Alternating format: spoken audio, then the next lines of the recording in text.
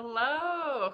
I'm just adjusting my, it just said that my mute was on, but maybe you can hear me.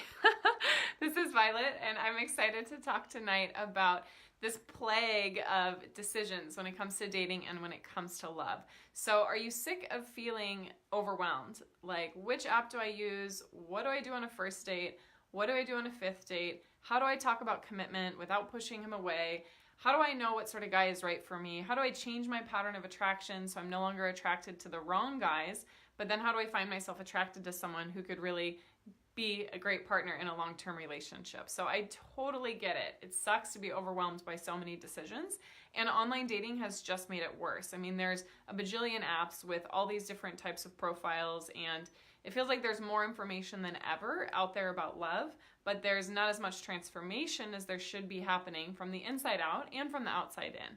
So when we feel overwhelmed by decisions, we either shut down and kind of freeze, our nervous system just goes into protection mode, or we fight against it and we feel frustrated, but we end up going out on a million dates but not really getting anywhere. Or we end up swiping through a bunch of profiles but then feeling totally overwhelmed and engulfed. And so I know what it's like to stay kind of passive or overwhelmed. I mean, I used to just zone out. It felt like I was binging on the apps. You know, I would just spend hours on my phone kind of swiping through until I got frustrated and annoyed and ate ice cream and went to bed. Like, I literally would sit in the Yogurtland parking lot. Yogurtland is a froyo place in Los Angeles. I would sit in the Yogurtland parking lot eating my frozen yogurt, swiping through the apps, and oftentimes just crying and just being like, what am I doing?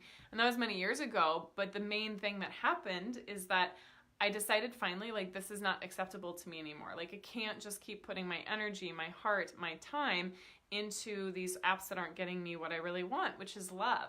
And so the thing that you have to make the decision about is not what app to use or what to say in a text or all of those things, because there are a bajillion of those decisions. The only decision that you really need to make is to decide to change this part of your life now. So until we make a decision, there's some quote about this, until we make a decision, there's hesitancy and, we can't really get what we want. But once we make a decision, all the doors open. And it's true. It's true in life. It's true in business. It's definitely true in love. So the biggest red flag when I'm talking to a potential client or when someone from my team is we kind of ask, how committed are you to being in a committed partnership? And if someone says like a 5, it's like death. Because if they say like a 1, it's clear, like, okay, this just isn't a huge priority for you right now. Maybe you're enjoying being single and that's okay. And if they say like an 8, 9, or a 10, then it's clearly something that they're wanting to work towards. But if someone says that they're middle of the road, 5 out of 5 on wanting a part of their life to get better, then it's so hard to make a change. And I'll be honest, I feel that way right now about exercise. I have been saying on my to-do list for the past probably 3 or 4 months that I need to figure out something different with exercise. Like, I used to do a ton of yoga. I was a yoga teacher and that was my jam and I would go all the time. And then I went to dance classes a while, for a regular amount each week, like 3 times a week. And then I just kind of stopped. And let me just tell you, I have not made the decision to change that part of my life. And so I feel a little shame around that as I admit that to you.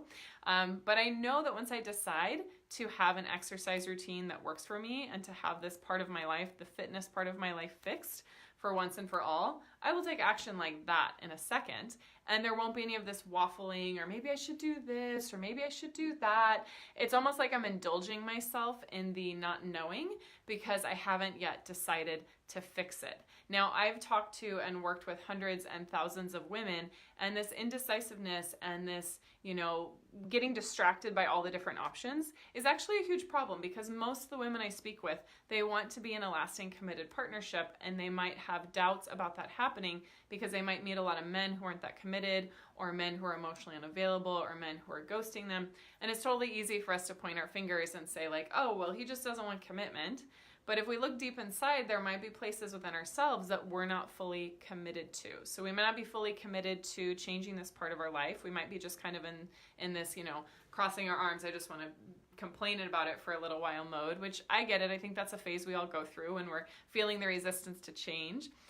Or we might be not committed to our practices in terms of staying connected to ourselves and staying connected to the things that really light us up and being committed to living the fullest possible life. And that's more than just, being busy and having things to do with your friends. That's about really honoring your spiritual path, because I think relationship is one of the biggest catalysts on our spiritual path. And the more that we're connected to ourselves, our spiritual path, and our desires in this lifetime, then the more that we are going to take responsibility and really decide no more.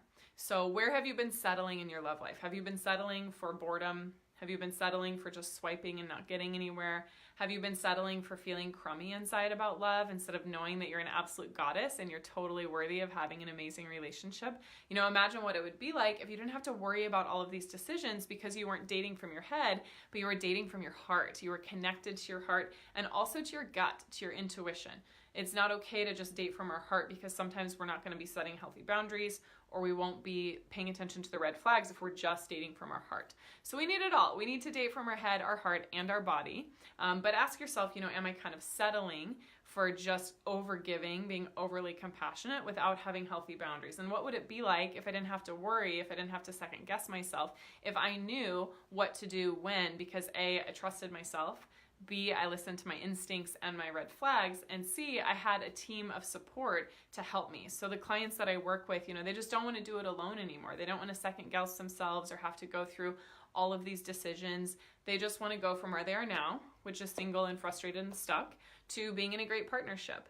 And one of my really fun little stories that I'll share is about one of my clients, Emily, and she joined the course on December 30th, so 2 days before the new year, and she was crystal clear. She's like, I can't do this to myself next year. I cannot keep going on endless dates with people that I'm not attracted to or I'm not interested in. I can't keep getting my heart, you know, excited about someone who's actually really non-committal and kind of aloof.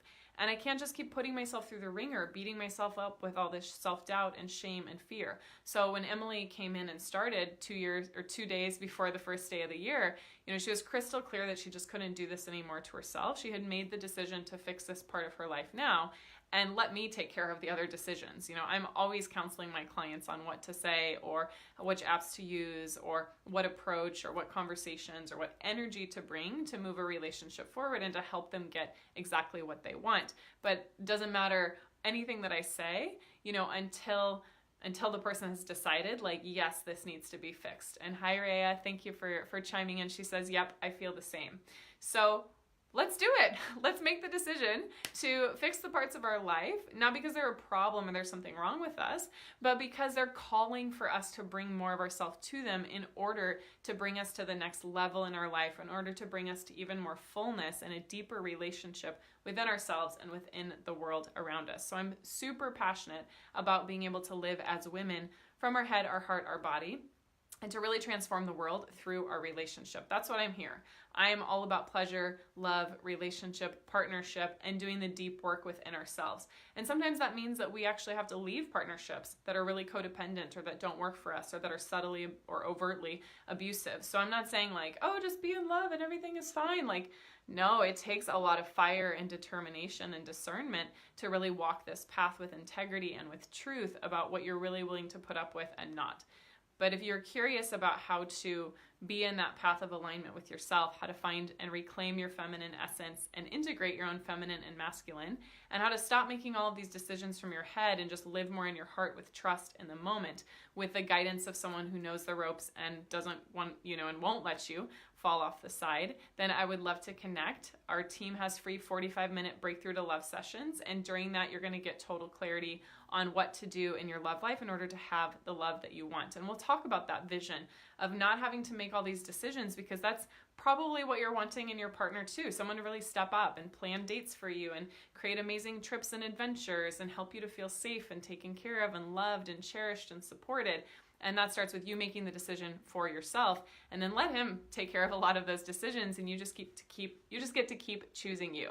So if you go to violetlang.com/talk, that's where you can set up that free call. Now here's the catch, is that we really only want to work with women who are super committed and super ready for love. Now we might decide on the call like, hey, it's just not a good fit for us to work together. So if you know that you want help in this area and you're just not sure if it's the right fit, no problem. You know, we really only talk about our program and our services with people that we feel like are the right match. And if that's not you, we'll send you a link to some resources and some other things to make sure that you're getting the next step in your journey. So either way, you're going to have a lot of fun, a lot of value, and get a lot of clarity too.